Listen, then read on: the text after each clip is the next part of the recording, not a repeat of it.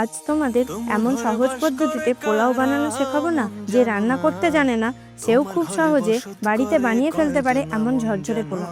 আমি এই রান্নাটা 6 জনের জন্য করেছি, যার জন্য 6 কাপ মতো গোবিন্দভোগ চাল ভালো করে ধুয়ে নিয়ে তার মধ্যে পরিমাণ মতো ঘি, লবণ, হলুদ, গরম মশলা ও চিনি দিয়ে ভালো করে মেখে নিয়ে 8 ঘন্টা মতো ঢেকে রাখতে হবে। তারপর কড়াই গরম করে 1 চামচ মতো ঘি দিয়ে তাতে লবঙ্গ, ছোট এলাচ, দারচিনি ও তেজপাতা দিয়ে কিছুক্ষণ নেড়ে চেড়ে নিয়ে কাজু ও কিশমিশটাকে হালকা বাদামি করে কিছুক্ষণ ভাজতে হবে। তারপর আগে থেকে মেখে রাখা গোবিন্দভোগ চাল কড়াইতে দিয়ে ভালো করে ভাজতে হবে।